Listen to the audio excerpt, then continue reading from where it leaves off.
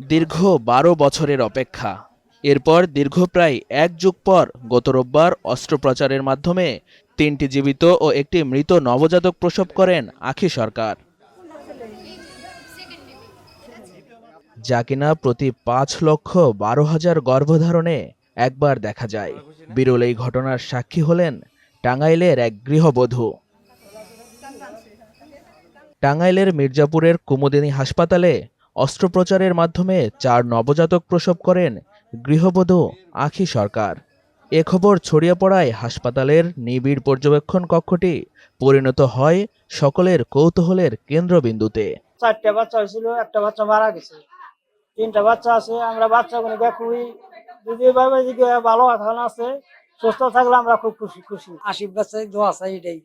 ওরা যেন সুস্থ থাকে, ভালো থাকে, মানুষের মতো মানুষ হইতে পারে। দীর্ঘ ১৫ বছর পূর্বে জেলার বাসাইল উপজেলার রতি সরকারের সঙ্গে বিয়ের পিঁড়িতে বসেন দেলদুয়ার উপজেলার আখি সরকার।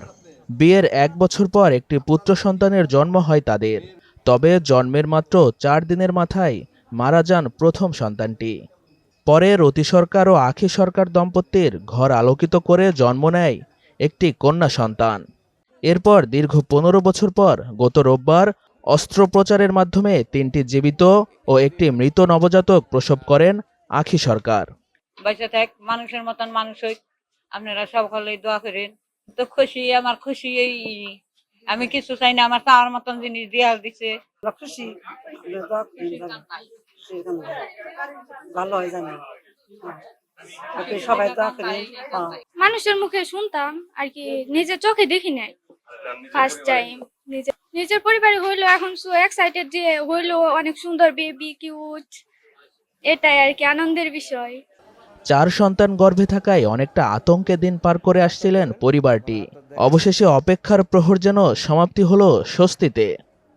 যে মৃত্যুর মুখে আমরা খাড়িয়েছিলাম সেটা বলার বাইরে। বর্তমানে এখন মনে করেন 3টা বাচ্চা হয়েছে, একটা বাচ্চা গর্ভে মারা গেছে, কিন্তু এখন দোয়া চাই জানি আমাদের বাচ্চাটা ভালো থাকে, সুস্থ থাকে। কুমুদিনী হসপিটালকে আমরা অত্যন্ত আনন্দের সহিত ধন্যবাদ দিচ্ছি, কারণ এই কুমুদিনী যদি আমাদের কাছে না থাকতো, আমাদের এই উপহারটা হয়তো আমরা একটু কষ্ট পেতাম, দূরে অনেক টাকা খরচ লাগতো। স্বল্প টাকায় স্বল্প ব্যয়ে আমরা 3টা বাবু পেয়েছি, এতে অত্যন্ত আনন্দিত। কুমুদিনী হাসপাতালের গাইনি বিভাগের আবাসিক সার্জন ডাক্তার মেহরুন্নেসা বলেন, একসাথে 4টি বাচ্চা গর্ভধারণ একটি বিরল ঘটনা।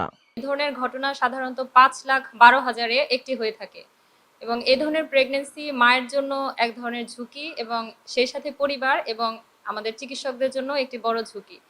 কারণ এই ধরনের প্রেগন্যান্সিতে ২-৩ মাসে গর্ভপাতের ঘটনা ঘটে থাকে, সেই সাথে মায়ের উচ্চ রক্তচাপ, আপনারা খিচুড়ি নামক রোগের কথা শুনে থাকবেন, সেগুলো এবং মায়ের রক্তক্ষরণজনিত ঘটনা ঘটে থাকে, সেগুলোর সম্ভাবনা অনেক বেশি এবং সেই সাথে মায়ের রক্তশূন্যতার ঝুঁকি অনেক বেশি। এই সমস্ত ব্যাপারে আমরা তাকে আগে থেকে সচেতন করেছি, অবগত করেছি তাকে এবং তার পরিবারকে, এবং আমি এবং আমার টিম আমরা সবাই তার ব্যাপারে সচেতন ছিলাম এবং প্রয়োজনীয় ব্যবস্থা তার জন্য নিয়েছিলাম।